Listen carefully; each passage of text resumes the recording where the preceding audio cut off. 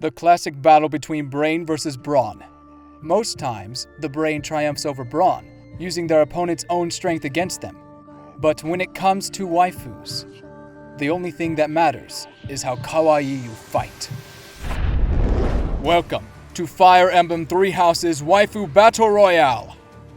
Our next battle is between the voice in your head Sothis versus the punch first, ask questions later, Catherine.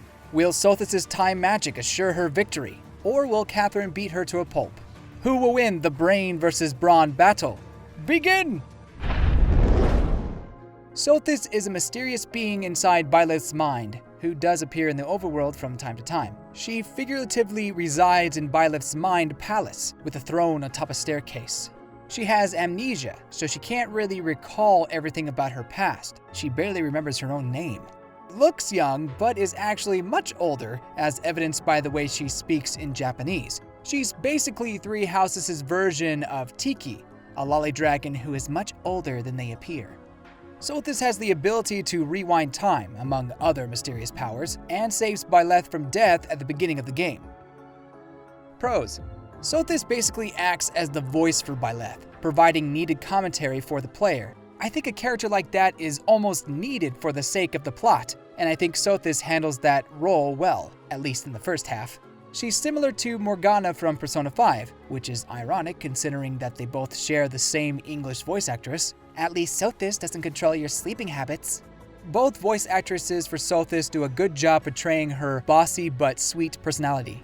Although you do get a better feel for Sothis' age with the Japanese dub. Her relationship with Byleth is one of the strongest in the game, arguably stronger than the relationship between Byleth and their own father. Sothis and Byleth help each other as Sothis regains her memories and Byleth learns more about Fodlan. Kind of like a symbiotic relationship, which sounds creepy now that I said that out loud. Sothis' design fuels the imagination, as I remember speculating for hours before the game released about her hair, ears, and jewelry, trying to build compelling theories. To be fair, it's pretty obvious that she's a Monokete, or at least 3 Houses' version of a Monokete, the Nabetians. But why is she in your head? Why is she dressed almost like royalty? What does this symbol represent? Thankfully, most of those questions were answered during the main game. Most of them. The ability to rewind time is a godsend, wink wink. While it is a returning mechanic from Shadows of Valentia, I appreciate the way Intelligent Systems implemented the concept with Sothis' lore. Of course, I abused Divine Pulse whenever I could, so for that, I'm grateful. And you know what? She's cute. And legal. How many times do I have to teach you this lesson, you degenerate? Cons. Another dragon loli. It's kind of become a running gag at this point with the Fire Emblem series. You can't blame someone for thinking it's getting old. And it's also kind of weird, this loli dragon character. Look, I know it's the Fire Emblem's thing, but it's still kind of creepy. It's borderline places I don't want to go. Sothis also only ever interacts with Byleth, preventing some potentially juicy conversations with other characters. However, it does keep her as an enigma and probably wouldn't make sense since only Byleth can see her, but it also prevents her from growing beyond her role as the voice of the Avatar. I was surprised how attached to Sothis I got during my first few playthroughs. A waifu who is not available for combat and has no supports still managed to make an emotional impact. Of course, it helps that she acts as Byleth's conscience during the main story, allowing her more screen time in the first half than, say, her opponent. But beyond everything else, Sothis' greatest plus is Divine Pulse, without which I would have to restart the game more times than I care to admit. Psst, Sothis. Sothis. What could have brought you here? Oh wait, let me guess. You sent the purple hair Hikikomori to the front lines, and she immediately got bombarded with a surprise attack. You know me too well. I am in your mind after all. Just remember to be more careful. And now back to sleep. Sothis. Let me guess. Your flyer was picked off with an archer. What? No. Yeah. Now leave me be. Oh! What the? Did you just die? What were you thinking running in head first? Have you lost your mind? I swear, you would have been dead by the time you turned 4 if it wasn't for me. You're probably right. Be more careful. Well, now I'm too bothered to fall asleep. Maybe I can force Byleth to remember some cringe-inducing memories. Ooh, that sounds like good fun. At the end of the day, Sothis is basically Three Houses' Tiki. She's the latest in Dragon Loli technology that I'm sure everyone will enjoy. But is it enough to take down the waifu brawn of Catherine? One of the Knights of Seros and a former graduate of the Officers' Academy.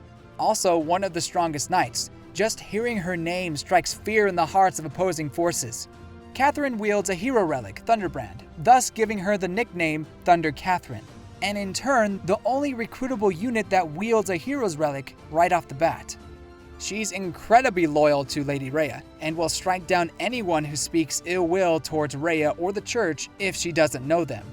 Many knights and students look up to Catherine as a powerful hero, although Catherine herself doesn't particularly feel comfortable with that. She assists the students with their combat training needs and seems to be a very good teacher. Pros: I love her charismatic strength. Her full force is on display during one of the early Three Houses cutscenes, which I believe to be one of the best in the game in terms of animation. Very clean. I really do appreciate her personal conflict with being considered a hero. How comfortable can it be taking human lives when you find yourself imperfect, even if they are enemies? Many of her supports with the students involve training in some way. To some that might seem repetitive, but it does fit her personality and role as a combat mentor. Incredibly powerful with her hero relic, wiping out enemies single-handedly towards the beginning, almost annoyingly so. Her backstory leads to some interesting conversations with Ash. I won't go into detail what that is, but it's definitely one of the better side stories. I really do enjoy her relationship with Shamir, despite being polar opposites of each other in many ways. You can tell they butt heads often, but mean well, and appreciate each other's friendship. That bond makes Catherine more likable and relatable to me.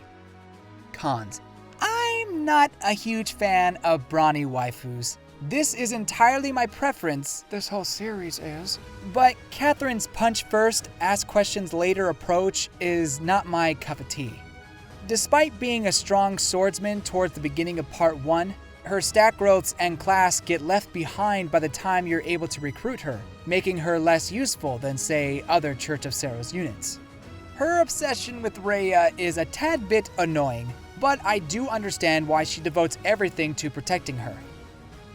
For me, Catherine was awesome the first few chapters you see her, only to be disappointing as a unit later on.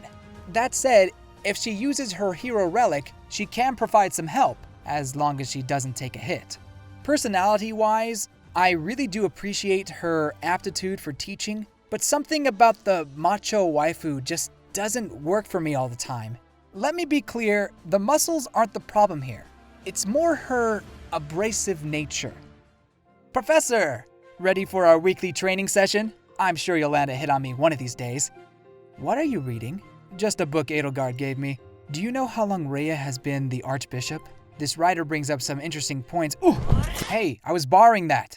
If I ever see you reading conspiracy filth slandering Lady Rhea again, then the last thing you'll see are my fingers gouging your eyes out. Am I clear? Long live Lady Rhea. Good. Now let's get to sparring. I suddenly have this urge to punch you in the face.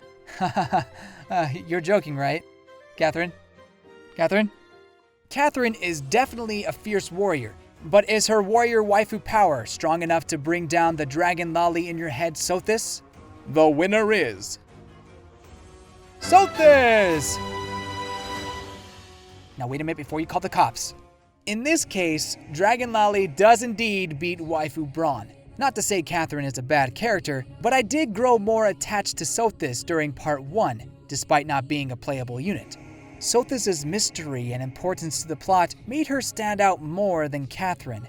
But again, I really do appreciate Catherine's role as a knight and teacher. It just wasn't enough to get her past the Dragon Loli. Ha! Got you! Caught you red-handed! Sick 'em, boys!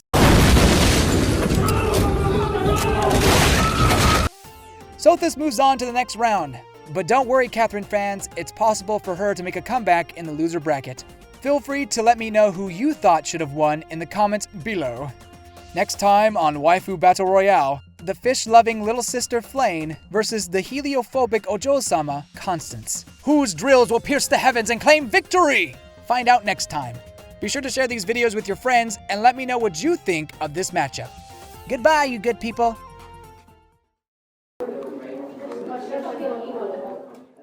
Ladies and gentlemen, we got him. Please, it's just all a misunderstanding.